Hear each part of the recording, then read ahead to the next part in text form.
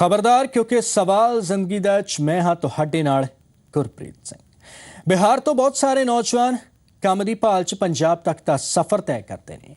20 सालों के एक नौजवान ने भी बिहार तो बठिंडा का रुख किया, पर उसका मकसद काम की भाल करना नहीं सी, बल्कि उसके इरादे बेहद खतरनाक सन ते वो अपने नाल ले आया सीगा मौत का समान, पर उसके इरादिਆਂ ਨੂੰ वक्त ਰਹਿੰਦਿਆਂ ही नाकाम कर दिता गया। 32 बोर के 5 पिस्टल, 10 मैगजीन ਅਤੇ 40 ਜਿੰਦਾ कारतूस हथियारों का यह जखीरा बरामद होया बठिंडा के रेलवे स्टेशन तो। 20 साल का सुभाष नाम का एक नौजवान इन्हां नजायज़ हथियारों नूं एक बैग दे विच लैके जा रहा सी, पर उसदियां शक्की हरकतां दी वजह नाल पुलिस नूं उस ते शक हो गया, जिस दे बाद उसके बैग की तलाशी ली गई, जिस विचों ये हथियार बरामद हुए ने। मुलजम बिहार के रहने वाला है अते आदब आसाम ट्रेन दे विच सफर कर रहा सी। मुलजम का इन्हां हथियारों नूं पंजाब लियाउण दा की मकसद सी, इसकी जांच की जा रही है।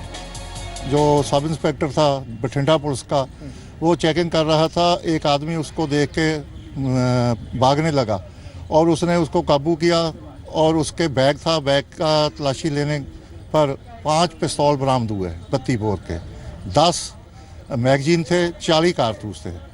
उसको गिरफ्तार कर लिया। सुभाष नाम का आदमी है बिहार का।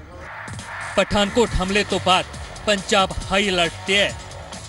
अजिहे विच पुलिस भी मुस्तैद रहिंदी है अते इस दे चलदियां एक वड्डे मामले नूं पुलिस ने वक्त रहंदे सुलझा लिया है। नजायज़ हथियारों का कारोबार जिस तरीके दे नाल रफ्तार फड़दा जा रहा है, उस विच कई नौजवान पैसा कमाउण दे लालच विच शामिल हो रहे ने, जो कि काफ़ी खतरनाक है। गोबिंद सैनी, जी मीडिया, बठिंडा। लुधियाना च RSS शाखा ते शिव सेना के आगू ते जानलेवा हमले के मामले च पुलिस ने वड्डा ऐलान किया है।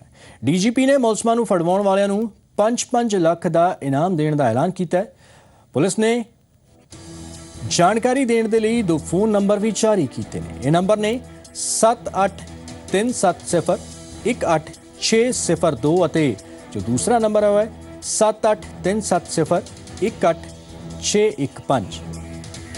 सो ये 2 फोन नंबर ने, मोबाइल नंबर ने 7837018602 7837018615। ਤੁਹਾਨੂੰ ਦੱਸ ਦਈਏ ਕਿ 18 जनवरी ਨੂੰ ਸਵੇਰ ਵੇਲੇ RSS शाखा ਤੇ ਅਣਪਛਾਤੇ ਹਮਲਾਵਰਾਂ ਨੇ ਗੋਲੀ ਚਲਾਈ ਸੀ, ਜਦਕਿ ਕੁਝ ਦਿਨ ਪਹਿਲਾਂ 3 फरवरी ਨੂੰ शिव सेना ਦੇ ਇੱਕ ਆਗੂ ਤੇ ਜਾਨਲੇਵਾ ਹਮਲਾ ਕੀਤਾ ਗਿਆ ਸੀ।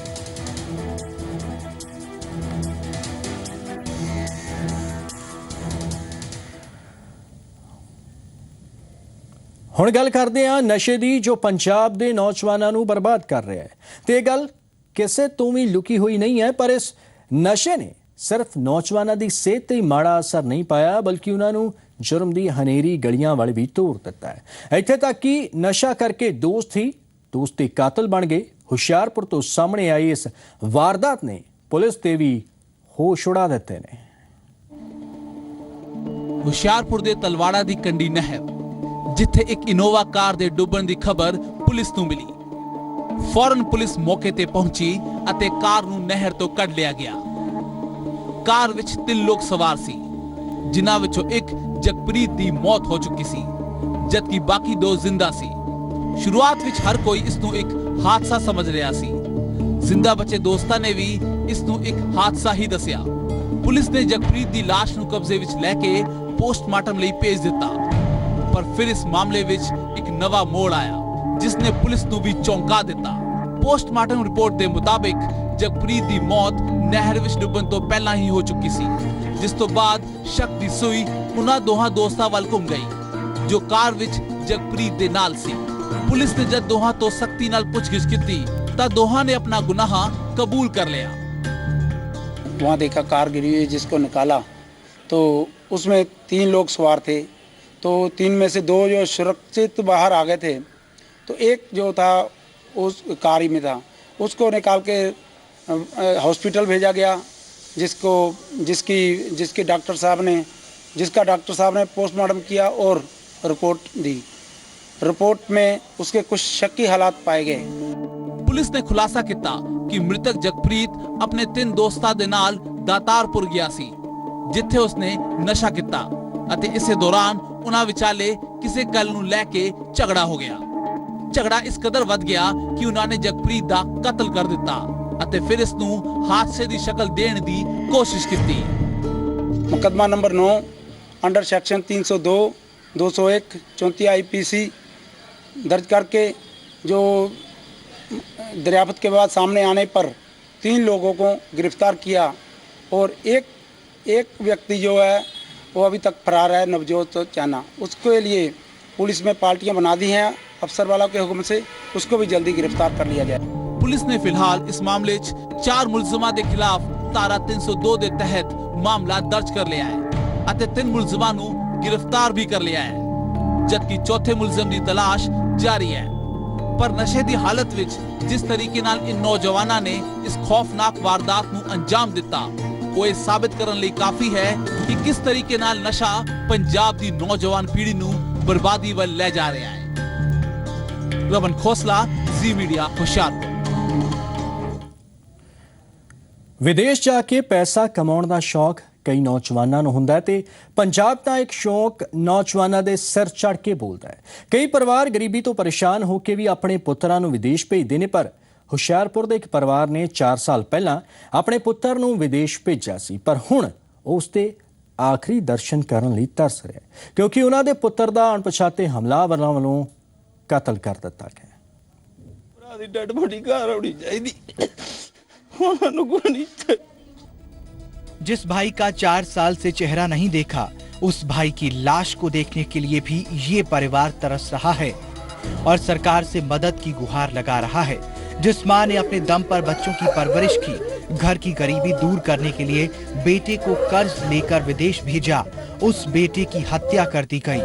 ये सुनकर इस मां के दिल पर क्या बीत रही होगी।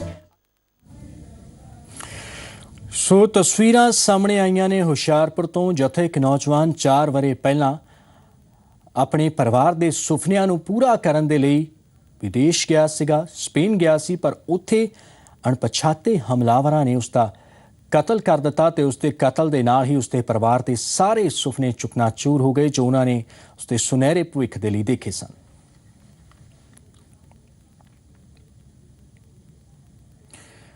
ਹੁਣ ਗੱਲ ਇੱਕ ਅਜਿਹੇ ਸ਼ਖਸ ਦੀ ਜੋ ਪੁਲਿਸ ਤੋਂ ਉਸਦੀ ਸ਼ਿਕਾਇਤ ਤੇ ਕਾਰਵਾਈ ਨਾ ਕਰਨ ਤੋਂ ਪਰੇਸ਼ਾਨ ਸੀ।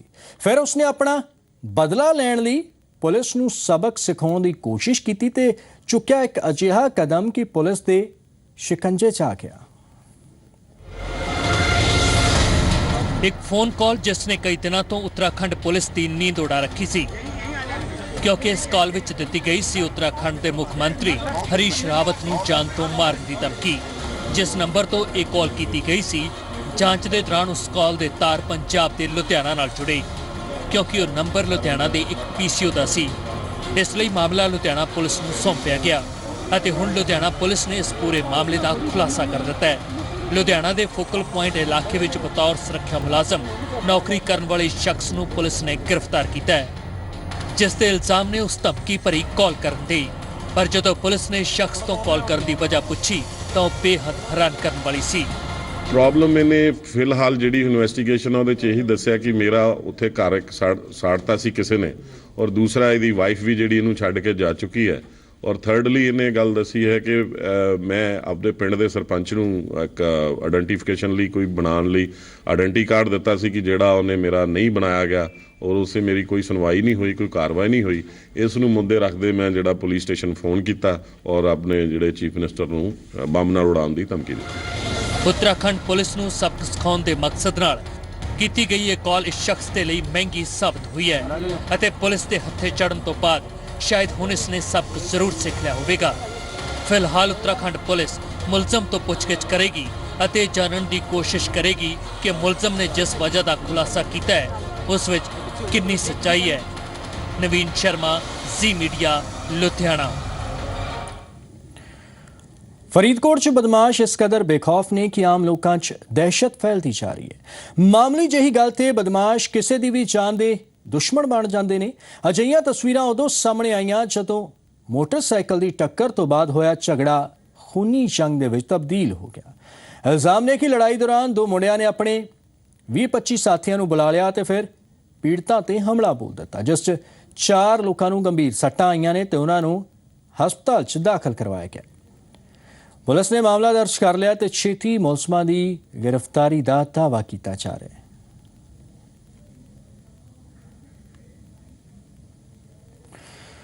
ਸੋ ਮਾਮੂਲੀ ਜਿਹਾ ਝਗੜਾ ਖੂਨੀ ਜੰਗ ਦੇ ਵਿੱਚ ਤਬਦੀਲ ਹੋ ਗਿਆ ਤੇ 4 ਨੌਜਵਾਨਾਂ ਨੂੰ ਗੁੱਝੀਆਂ ਸੱਟਾਂ ਆਈਆਂ ਨੇ, ਜਿਨ੍ਹਾਂ ਨੂੰ ਹਸਪਤਾਲ ਦਾਖਲ ਕਰਵਾਇਆ ਗਿਆ।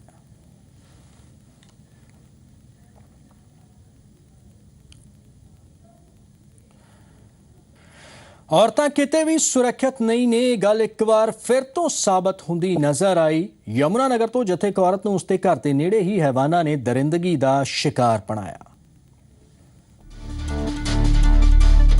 ਉਹ ਘਰੋਂ ਨਿਕਲੀ ਸੀ ਕਿਸੇ ਕੰਮ ਦੇ ਲਈ, ਪਰ ਇਹ ਹੀ ਬਣ ਗਈ ਉਸ ਦੀ ਜ਼ਿੰਦਗੀ ਦੀ ਸਭ ਤੋਂ ਵੱਡੀ ਗਲਤੀ।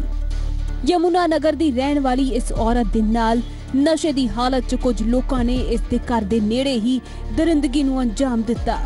ਔਰਤ ਦਾ ਇਲਜ਼ਾਮ ਹੈ ਕਿ ਜਦੋਂ ਸ਼ਾਮ ਦੇ ਤਕਰੀਬਨ 5 ਵਜੇ ਘਰੋਂ ਨਿਕਲੀ ਤਾਂ ਉੱਥੇ ਖੜੇ 5 ਲੋਕ ਉਸ ਨੂੰ ਜ਼ਬਰਦਸਤੀ ਗੰਨੇ ਦੇ ਖੇਤ ਵਿੱਚ ਲੈ ਗਏ ਤੇ ਫਿਰ ਉਹਨਾਂ 'ਚੋਂ 2 ਨੇ ਉਸ ਦੇ ਨਾਲ ਹੈਵਾਨੀਅਤ ਦੀਆਂ ਹੱਦਾਂ ਪਾਰ ਕੀਤੀਆਂ। ਔਰਤ ਮੁਤਾਬਕ 5 ਮੁਲਜ਼ਮਾਂ 'ਚੋਂ 2 ਉਸ ਦੇ ਪਿੰਡ ਦੇ ਹੀ ਨੇ, जबकि बाकी 3 किसी होर था दे।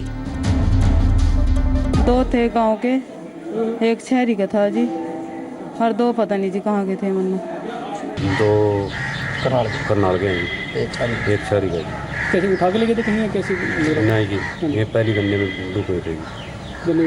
हाँ जी, माँ दारू दूरू पी के बैठे, तो उन्होंने देखा भी लेडी शहरी चली, तो उन्होंने मतलब मैं पीड़िता ने मामले की शिकायत पुलिस विच कीती ਤਾਂ ਔਰਤ ਦਾ ਮੈਡੀਕਲ ਕਰਵਾਉਣ ਦੇ ਬਾਅਦ ਪੁਲਿਸ ਨੇ 5 ਮੁਲਜ਼ਮਾਂ ਦੇ ਖਿਲਾਫ ਰੇਪ ਅਤੇ ਜਾਨ ਤੋਂ ਮਾਰਨ ਦੀ ਧਮਕੀ ਦੇਣ ਦਾ ਮਾਮਲਾ ਦਰਜ ਕਰ ਲਿਆ ਤੇ ਕਾਰਵਾਈ ਕਰਦੇ ਹੋਏ 4 ਮੁਲਜ਼ਮਾਂ ਨੂੰ ਗ੍ਰਿਫਤਾਰ ਵੀ ਕਰ ਲਿਆ, जबकि एक मुलजम की पाल की जा रही है। तो हमने मामला इसमें दर्ज कर दिया है और इसमें वो गैंग रेप का और SC/ST एक्ट, क्योंकि महिला हरिजन है, मामला दर्ज कर दिया और इसमें 5 आरोपियों में से 4 हमने काबू कर लिए।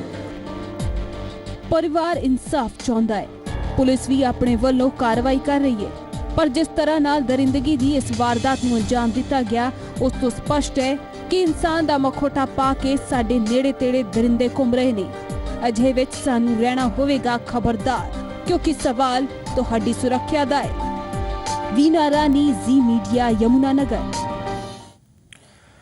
ਸੰਗਰੂਰ ਦੇ ਵਿੱਚ ਕਿਸ ਤਰ੍ਹਾਂ ਦੇ ਨਾਲ ਇੱਕ ਕਿਸਾਨ ਨਾਲ ਲੱਖਾਂ ਰੁਪਏ ਦੀ ਠੱਗੀ ਕੀਤੀ ਗਈ, ਤੁਸੀਂ ਦੇਖੋ ਇਹ ਰਿਪੋਰਟ ਤੇ ਮੈਨੂੰ ਦਿਓ ਇਜਾਜ਼ਤ।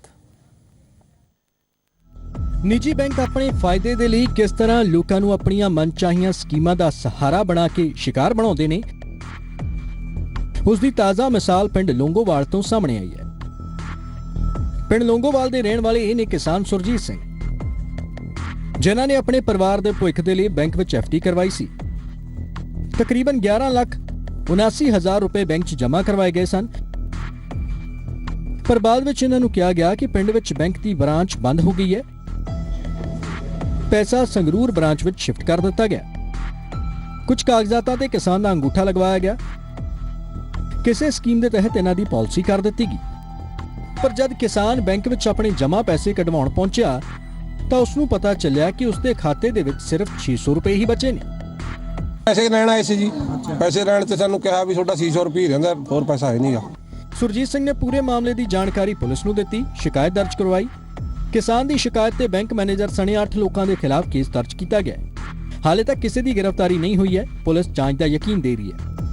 ਪਰਚਾ ਜੀ ਇਹ FIR ਕੱਲ ਲਾਂਚ ਹੋ ਗਈ ਹੈ।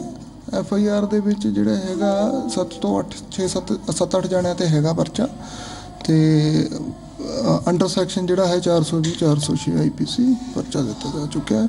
ਤੇ ਇਹੀ ਇਹਨਾਂ ਦੀ ਮੰਗ ਸੀਗੀ ਕਿ ਸਾਡਾ ਜਿਹੜਾ FIR ਤਫਤੀਸ਼ ਪਹਿਲਾਂ ਸਹੀ ਨਹੀਂ ਹੋਈ, FIR ਲਾਂਚ ਕੀਤੀ ਜਾਵੇ ਤੇ ਉਹ ਤਫਤੀਸ਼ ਕਰਕੇ ਅਸੀਂ ਪਰਚਾ ਦੇ ਦਿੱਤਾ। ਸਾਫ਼ ਹੈ ਕਿ ਕਿਸਾਨ ਦੇ ਭੋਲੇਪਨ ਦਾ ਫਾਇਦਾ ਚੁੱਕਿਆ ਗਿਆ। ਪਾਈ ਉਸਨੇ ਪੈਸੇ ਜੋੜੇ ਸਨ, ਆਪਣੇ ਪਰਿਵਾਰ ਦੇ ਸੁਨਹਿਰੇ ਭਵਿੱਖ ਦੇ ਸੁਪਨੇ ਵੇਖੇ ਸਨ, ਪਰ ਹੁਣ ਆਪਣੇ ਸੁਪਨੇ ਟੁੱਟਦੇ ਦਿਖਾਈ ਦੇ ਰਹੇ ਨੇ। ਕੁਝ ਪੜ੍ਹੇ ਲਿਖੇ ਲੋਕਾਂ ਨੇ ਇਸ ਅਨਪੜ੍ਹ ਕਿਸਾਨ ਨੂੰ ਠੱਗ ਲਿਆ। ਹੁਣ ਕਿਸਾਨ ਇਨਸਾਫ ਦੀ ਗੁਹਾਰ ਲਗਾ ਰਿਹਾ, ਆਪਣੇ ਪੈਸੇ ਮੰਗ ਰਿਹਾ। सुमित जोशी, जी मीडिया, संगरूर।